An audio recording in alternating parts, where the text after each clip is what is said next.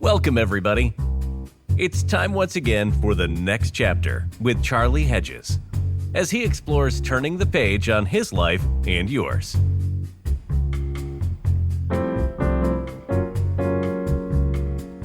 Hi there. Welcome to the next chapter with Charlie. In his daily post, Sabbath Moment, our guest today, Terry Hershey, writes this: "We live in a world where fear and uncertainty are too dominant. And sadly, for too many of us, the fire inside has been doused. Sometimes for reasons of self-protection, we prefer being numb. And I confess that it can be easy to turn a blind eye to our numbness. Whatever the reason, we lose connection with the gifts we have been given." So with this in mind, I chat with author, teacher, landscape architect, and dear friend, Terry Hershey. Yo, Hersh, what's up today, bro? I'm doing good. I'm glad you mentioned landscape architect because yesterday I almost cut my finger off, with my... Doing your garden. Did you really? With a pruner or what? Yeah, I whacked it pretty good. Did you really? Let's see. No, the doctor got to see it, so it's good. Yeah. Oh, you went to the doctor? Yeah, I went to an urgent care thing so they don't stitch you anymore. They have these little wraps they put around it that has a name for it. Anyway, they do it a lot of times for when you get cuts, and it's the new stitching thing. Have you ever done that before? Only once. Yeah, but I'm an expert, so I really know how to do this well. That's the whole irony. What part do you know how to do well? Cutting yourself or doing it right? I'm an expert with garden tools, but apparently I've forgotten how to use them. Well, that leads me, I find a leak to our subject matter, rekindling the fire within. And your fire within, one of your huge flaming fires is gardening. And that is a passion that drives you. And so you open your Sabbath moment, as I read, that for many of us, with the dominance of fear and uncertainty in our lives, the fire within has been doused. Talk to me about dousing now. How our fire within has been doused. Well, let's just start with backing up. About what's being doused. The fire within part.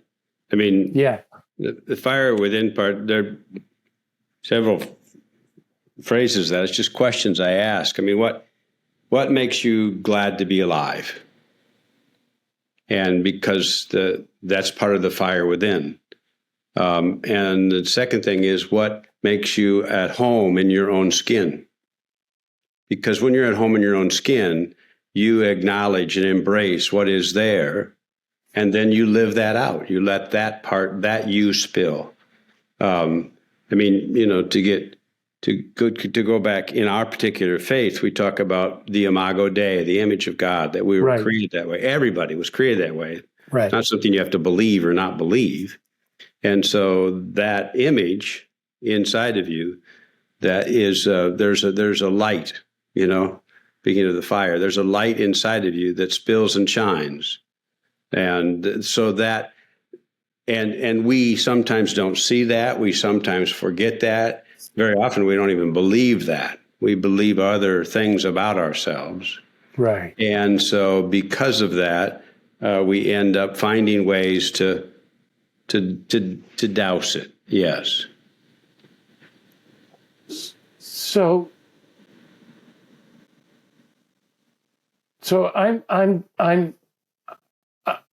I'm thinking, you mentioned two states of being. You mentioned being home in your own skin.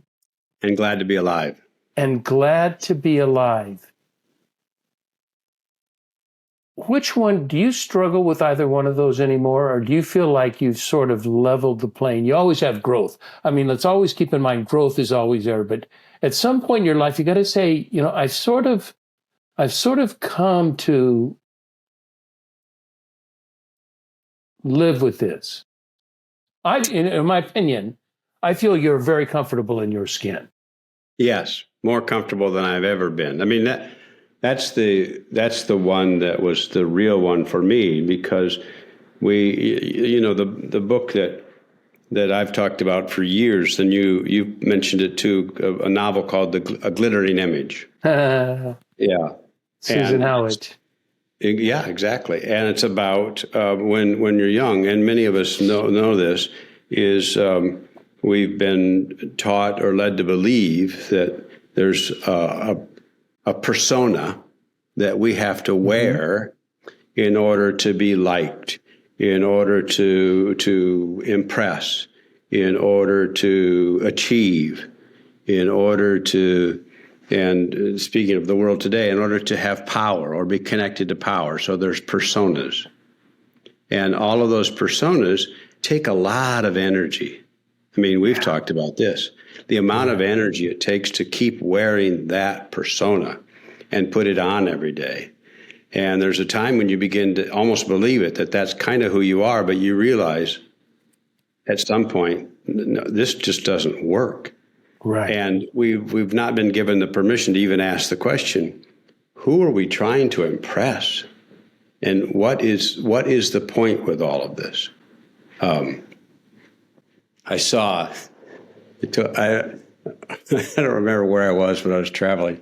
I was in a hotel, and we're in the lobby and getting ready to go on the elevator and up to whatever floors. And this is a hotel that had one of those areas at the top that had a big dining area where people had a place where people had gatherings. So this was a gathering, not for people at the hotel, but they were coming for some festive occasion.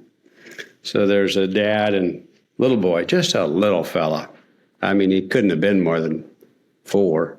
But anyway, Dad was in a suit. I'm guessing this was a wedding. I don't know I'm just guessing. But the little boy was in a formal event. The little boy was in a suit, a 4-year-old in a little suit, and he had a tie. And the little boy, you can tell this was just not fun. And so the dad was fussing over him and doing his tie, and the little boy's going, Dad, Dad. And the dad, you could tell he's a little not sure what to do too. And he said, stop it, no, you need to look good. We don't want to disappoint anyone. Oh my God. And I just stopped, and I realized every single one of us has heard that somewhere in our life, even if it's from here to here, because we don't believe who we are is enough. And so what's the persona we're supposed to wear now? What's the glittering image I'm supposed to have? What are we masking with the glittering image? The unbelievable sense of insecurity that we don't believe that this me is enough.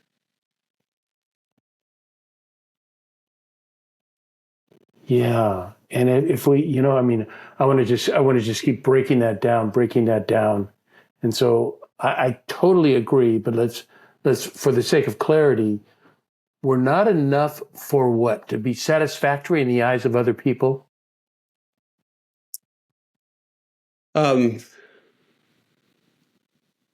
Yeah. That I believe in order to care, in order to connect, in order to give, in order to receive, in order to share, in order to invite, in order to invest, in order to any of the endeavors that create life, that this Terry, I need to bring a different Terry to the table in order for that to happen. that somehow this Terry is not enough. And so I believe I need to be better at it or different at it. And so I put on that glittering image, And Dan, you had a good one. A perfect illustration is back in the day when my speaking days, even though I still have speaking days, but I mean, back in the day, there would be an occasion when because I tell a lot of stories that are very emotional. Right. And there'd be a story that I would tell and I would actually tear up. And back in the day, I used to stop and apologize for the tears. And I realized that's exactly what I'm talking about here. In other words, I'm apologizing for who Terry is. And that's a graphic illustration of the tears aren't enough. I mean, what an unbelievable irony. I have to apologize for being sad, apologize for tears, apologize for grief, apologize for emotion. That it's extraordinary. And I have people who go through unbelievable grief in their life, and they tell me their story as their pastor. And then they apologize for crying while they tell the story. To you. Yeah. And I said, don't ever do that again. This is the you I want. I want this you. Yeah. Yeah. That's beautiful. I don't need you to pretend to be a different you. Yeah. As I have, as I've gone through the traditions of the our mystical foremothers and forefathers, they call that, many of them refer to, and maybe not, I don't know that Teresa ever called it the false self, but that was what she was referring to. It's this created self that is based on, they're all fear and protection based. Correct. And I used 3 nouns. It's, lots of people use now, power, prestige, and possessions, that those cover, but they're much, that's, to me, those are inadequate terms because it's much deeper. It goes much deeper into core identity, who I am at my basis. And that's why it leads me to think, in your illustration that you began with the little boy and the father, we don't want to disappoint anybody in here. What he really meant was, we don't want you to disappoint anybody. And so there comes the Brene Brown thing of shame. Yeah. That is just. And so because you can tell that the father's actually, that's his issue that he's going through. And And then what happens is then we project that onto others around us without even knowing it. And, this is not to blame the dad. This is just the realization that he didn't have a place to do that. And so, one of the things that exercises that I do in the workshops that I have is having spaces, because I tell the story about how my grandmother was a place where I could be, right. I could not have that shining, that glittering image. And it's a little frightening because you're actually loved, And it's because part of you wants to say, but why? What did I do or what did I need to do? Or what we say is, you don't mean me, do you? You mean me? Yeah. Really? Me? Post Malone, are you familiar with Post Malone? Yeah. Currently popular singer, has on one of his albums a song that says, I don't understand why you like me so much because I don't even like myself. Yeah. Isn't that bitchin'? That's just, but that is so, that so captures it. And as I'm a late arriver to the shame game, but I'm really, it's a major culprit in my life. That I have things that as you know that I do that are shameful to me. And those are personally, are they really shameful? I don't know, but I get that, and and the difference that I heard somebody say when I was reading about this, that guilt is having a problem with what you do, with things that you have done, but shame is a problem. It's a self-identification. It's who you are. This is who you are at the core. And that's why it gets manifested in so many different areas, because it's an attack on our nature. It's an attack on why we're trying to be authentic and why not to be authentic. Well, the whole thing about guilt too is that having to do with behavior is, if you're not shamed, then you actually have capacity now to make choices relative to the guilt. In other words, you have capacity now to apologize, to make right, to forgive, to all of those things. You have the capacity now to make choices. With shame, you don't. You actually freeze yourself because you don't even give yourself the capacity to make shame. You actually immobilize yourself. That's what shame does.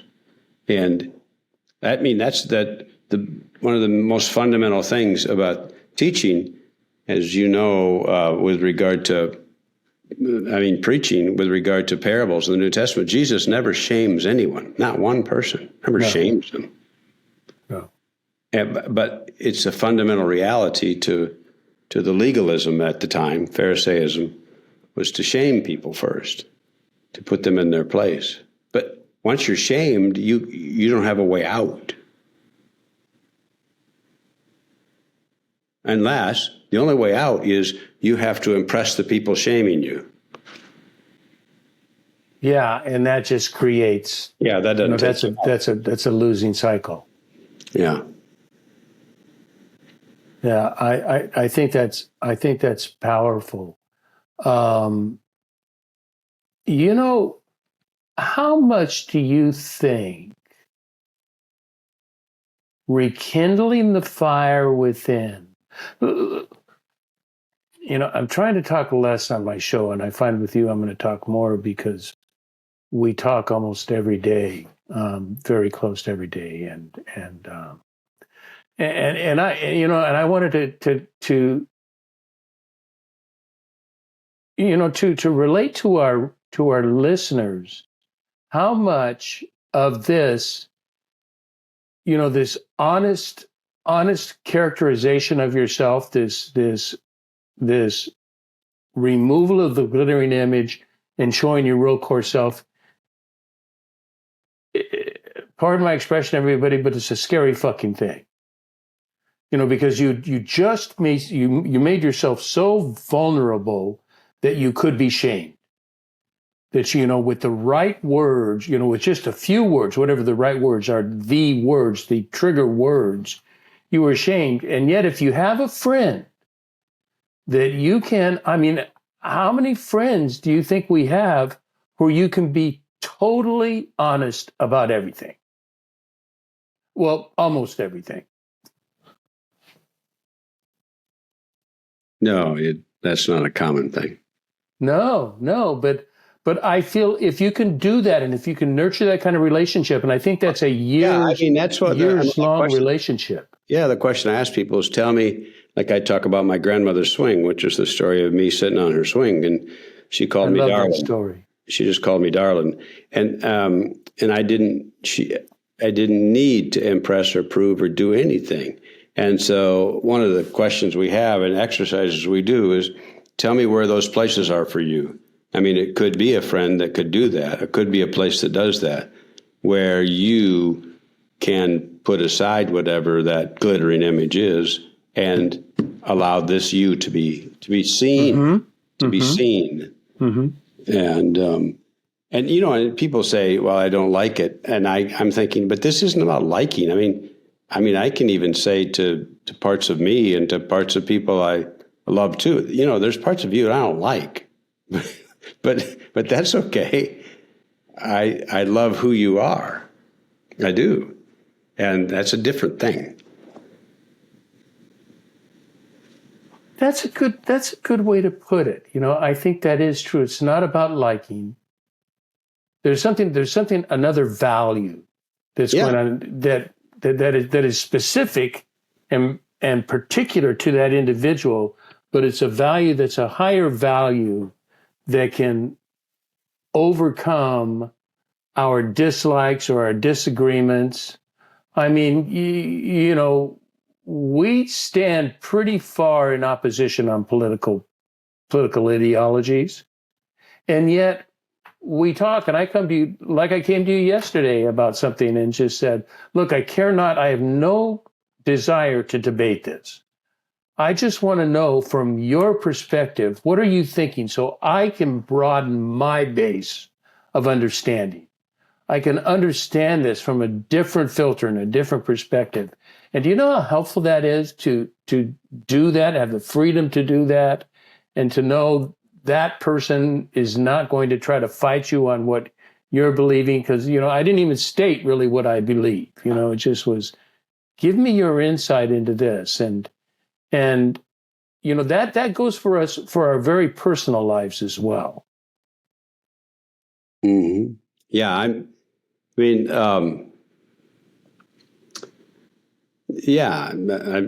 when someone comes to me with regard to issues that they're going through dealing with, it's not for me to parse and debate things I like or dislike about choices and behaviors. That's not what's at stake.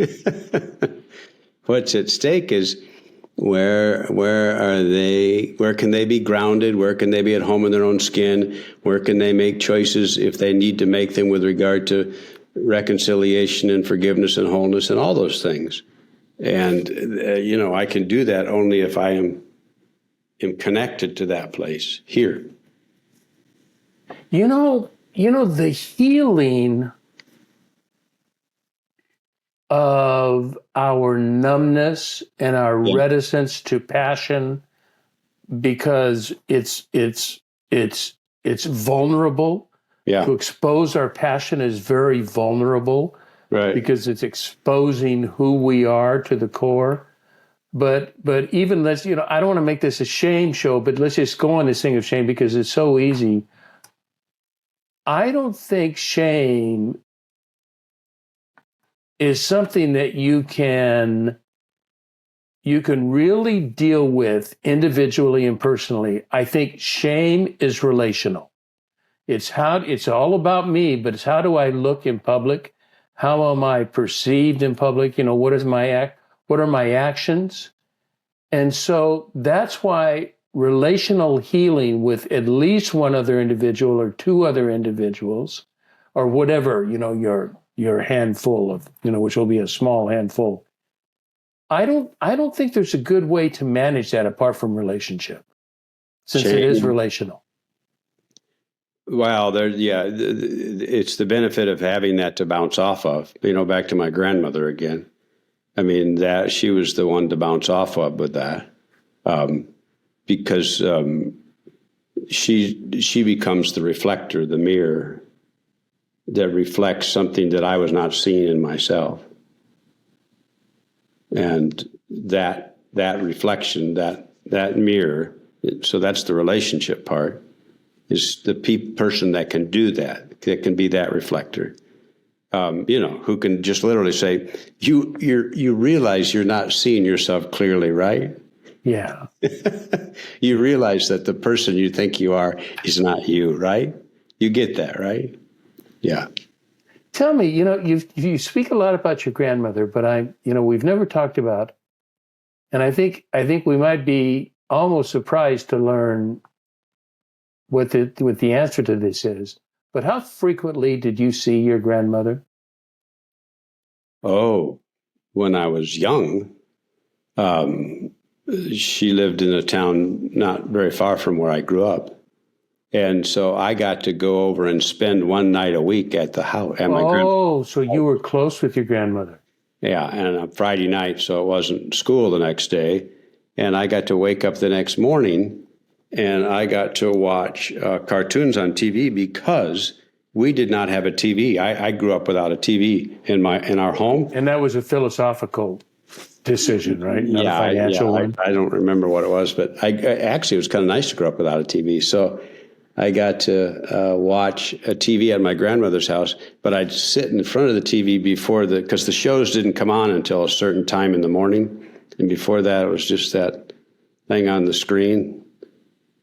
I don't know if you remember that about TV. If I remember what the thing on the screen, you mean the fuzz? Yeah, whatever that was, that buzz thing that they just showed you before there was any shows. And then the show finally came on. So yeah. Oh, yeah, dead time on TV. Yeah. I know. Yeah. But I saw her frequently. And then she moved to Florida. And by then I was already, had moved to California. And I was already Reverend Terry by then doing my job. But I would see her 3 or 4 times a year at least. Oh, that's wonderful. That's wonderful. I was never, I saw my grandmother a lot when I was a kid, but it was never really personal because we had a big Okie family and we would all get together at one aunt's house that my grandmother and grandfather lived at.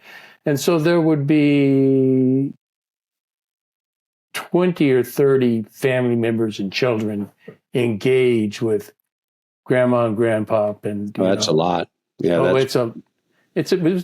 was a big ass family, and the one thing you had to do that was a non-negotiable.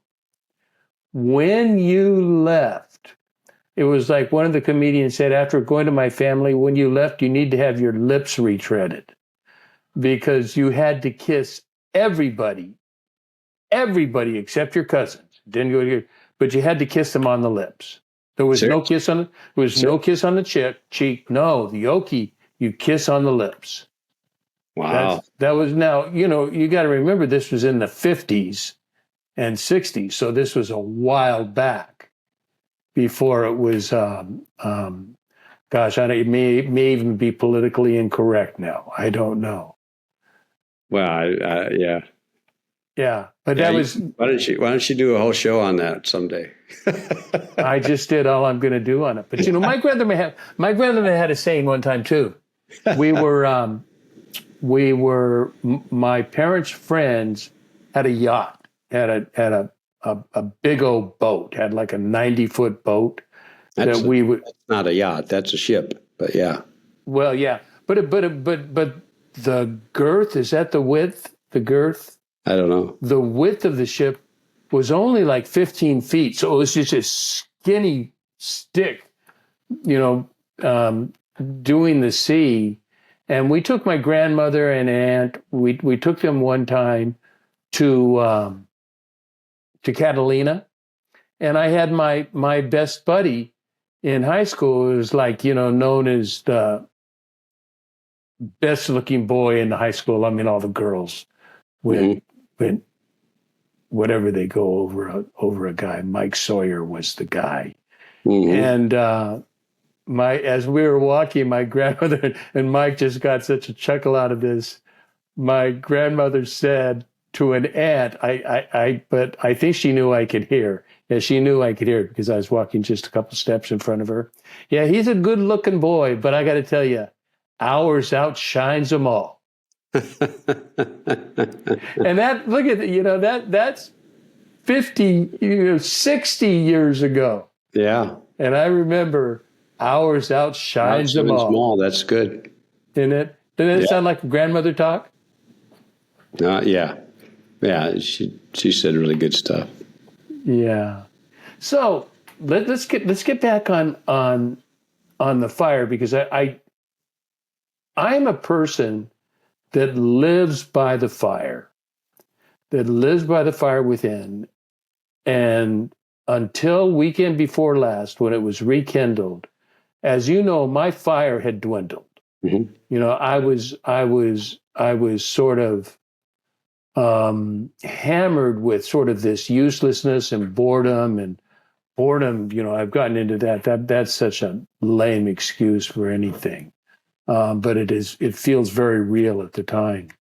But Um, you know, one of the things I discovered is that with my passion, I am,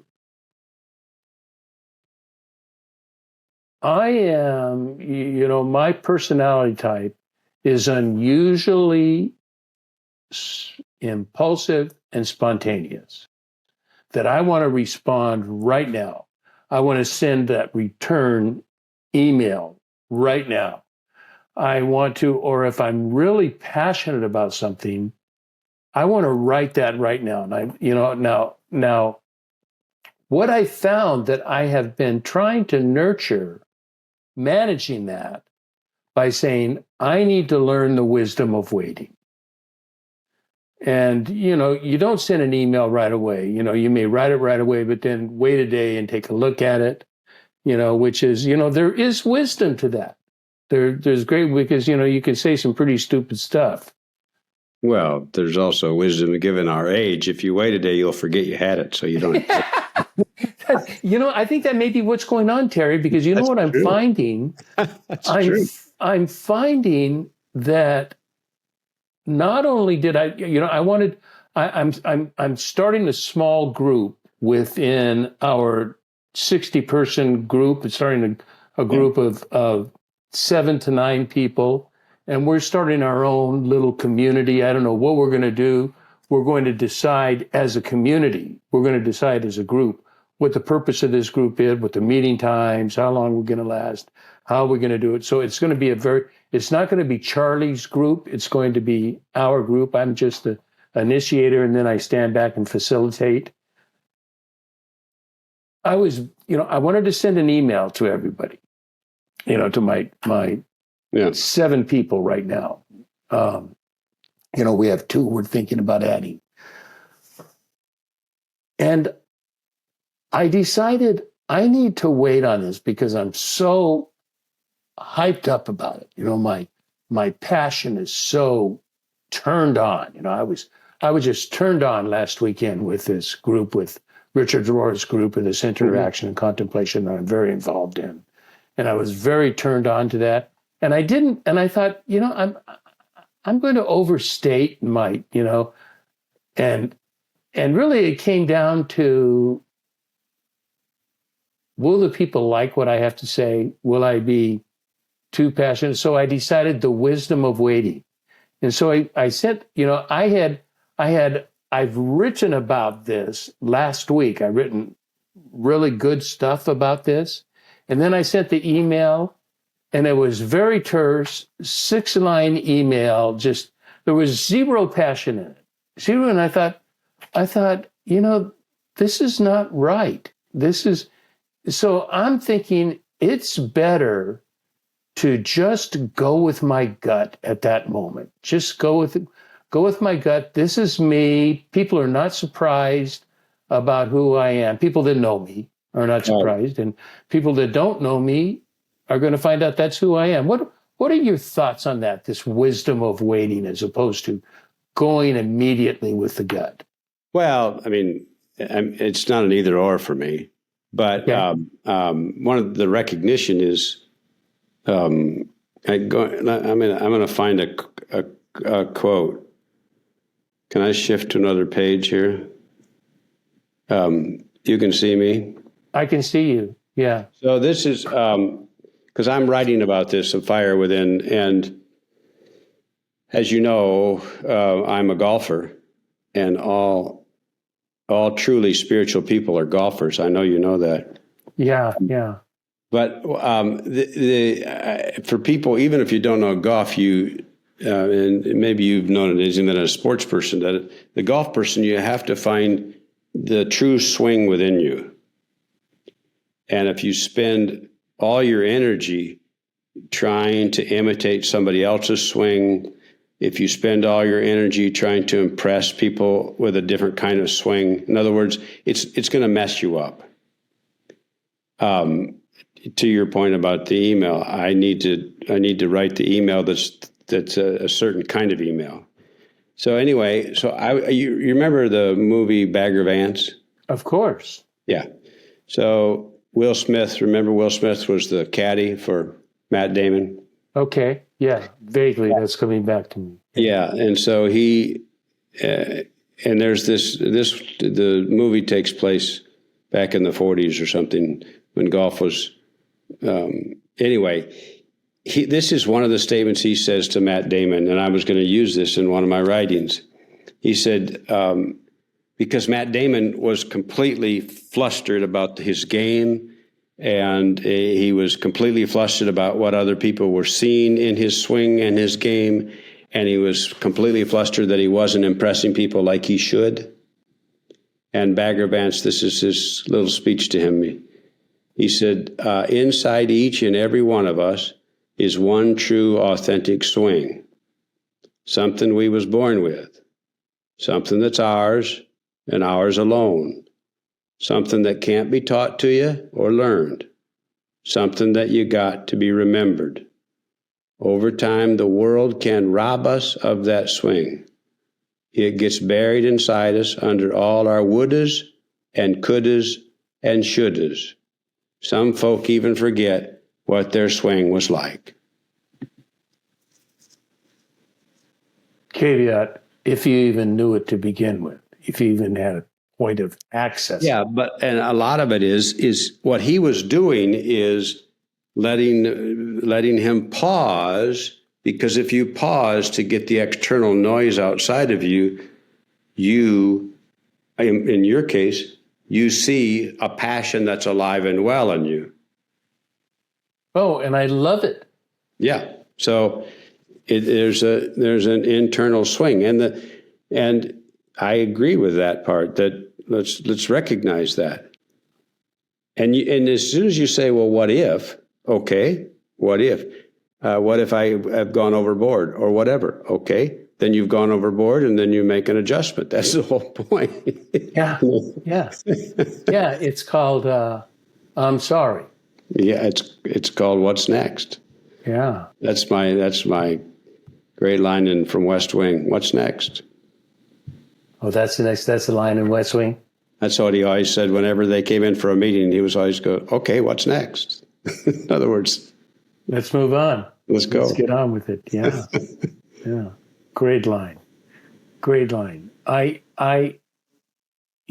of the things that in relation that I have thought, this is what I've pondered, this has been in my journals because I've been journaling on the fire within. You really, you touched a nerve of something that I'm very passionate about. And I found I don't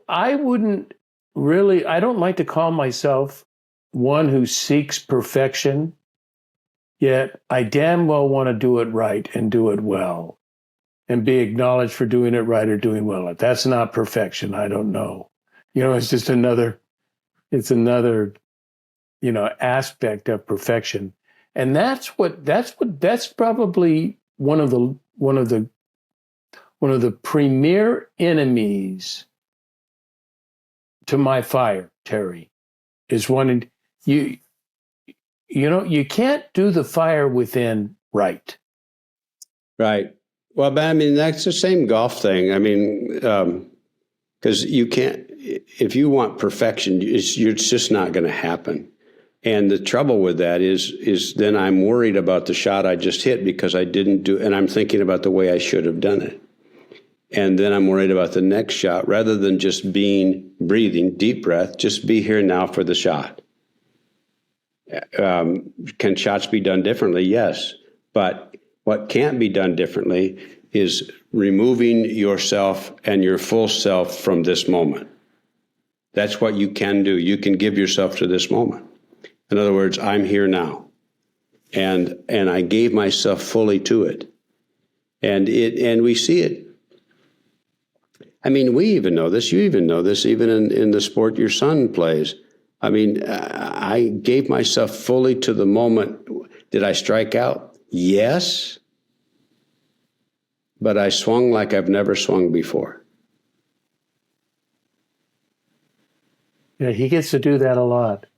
Yeah. But I'm just thinking, we've had this conversation before. For those people who know baseball, Randy Johnson was an unbelievable pitcher who pitched really fast. One of the all-time best, yeah. I could imagine if I stood there in the plate, and people who got to bat against him who struck out say, yes, but I struck out against Randy Johnson. Yeah. Yeah. Me and everybody else. Yeah. Yeah. Yeah, that and even that thing about perfection or doing it right or being it perceived is about, is it not about,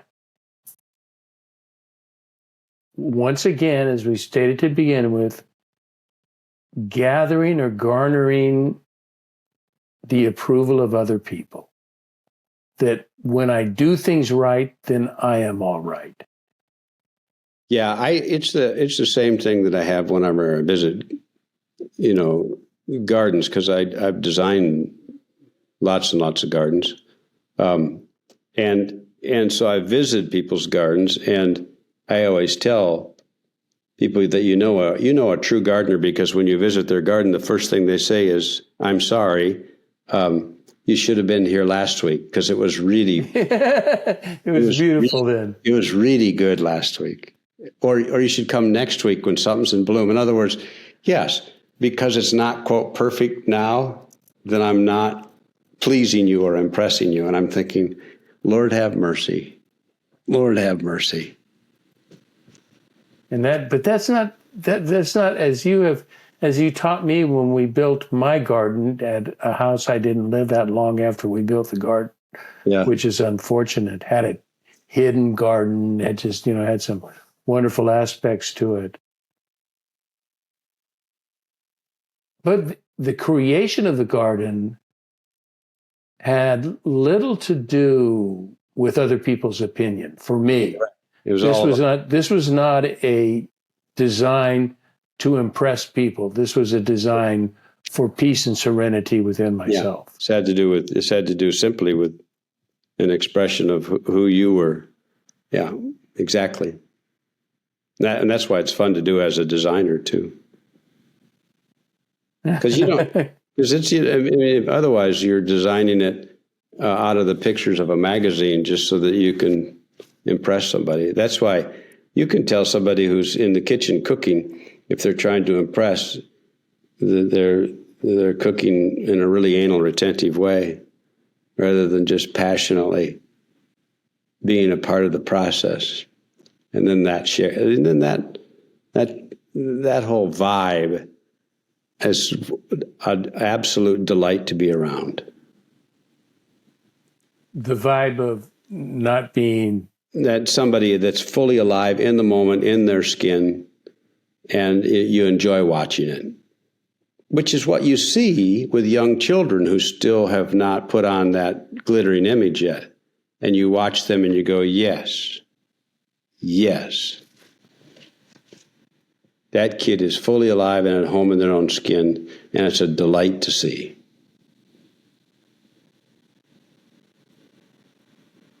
How often do you feel that the way you just described the child, how often do you feel you're in a state where you could use those very same words about yourself?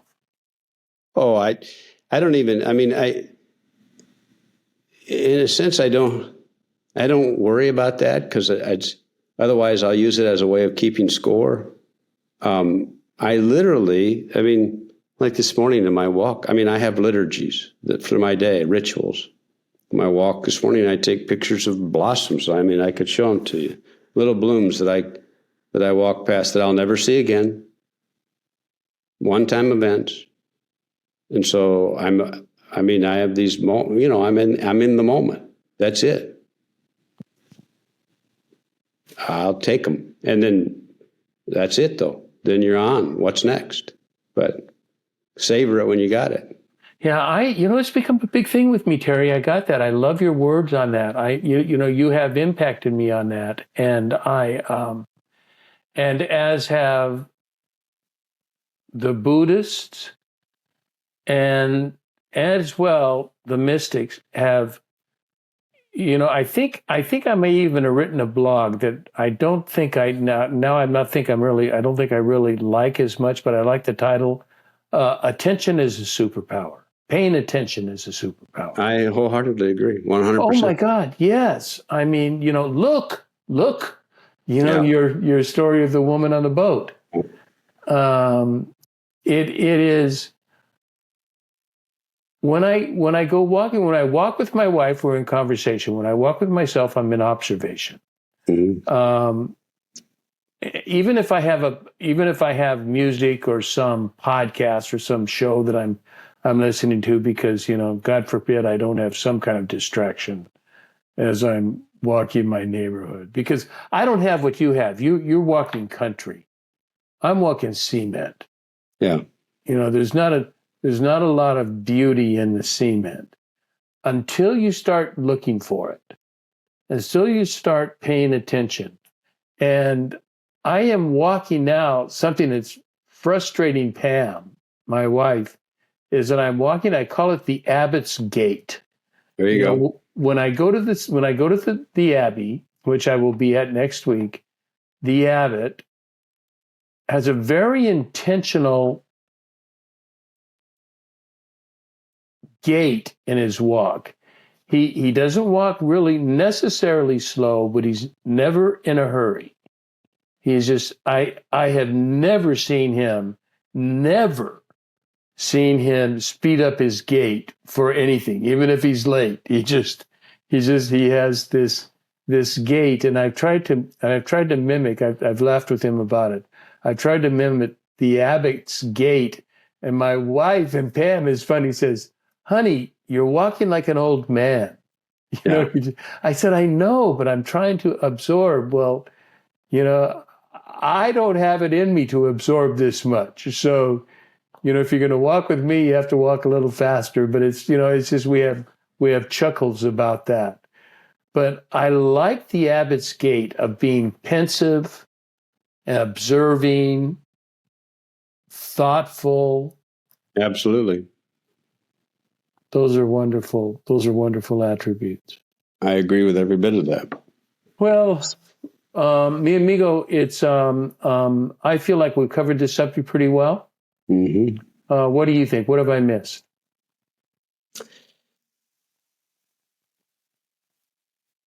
We did good. Paying attention. Just the invitation to anybody listening. Take a moment today. Pause. Pay attention. Savor it. Be here now.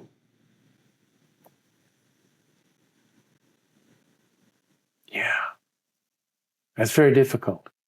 Oh, yeah. But I mean, if it wasn't difficult, it wouldn't be worth doing. It's easier when you're retired. No, actually. You don't think so? No, what's ironic is the number of people who are retired who feel like they have to do something with their life and they're not doing it. And so they give themselves shame for not doing what they should be doing now that they're retired. And except I love the people who find a passion in their retirement. And I love seeing that there's a smile on their face that I haven't seen. It's great. I love it. Plus, a lot of them are involved in unbelievably wonderful projects and things. And they're giving to their communities. It's great. I love watching it. I mean, one of my heroes is Jose Andreas, the guy who did the World Central Kitchen. He goes to all the places and feeds people, whether it's Gaza or Israel, both Gaza and Israel, or didn't he start in Puerto Rico or he's Haiti done, or one of those places? Whenever there was the storms wiped out, he did both Haiti and Puerto Rico, exactly. Yeah. And the storms wiped out, or Ukraine, and he's still in the World Central Kitchen. But just the passion that is alive and well, and that is unbelievable. Yeah. Terry Hershey, you're the best, man. Thank you for spending time with me today. I know this is we've come before your nap time. Exactly right. Yeah. Your nap time is noon. I know I lose you in 3 minutes, and I don't want to lose you. You got too much power in there. Thank you, buddy. Thanks, Charles. Okay, I want to thank everybody for tuning in to the next chapter with Charlie. And until next, this is Charlie Hedges signing off. Bye for now.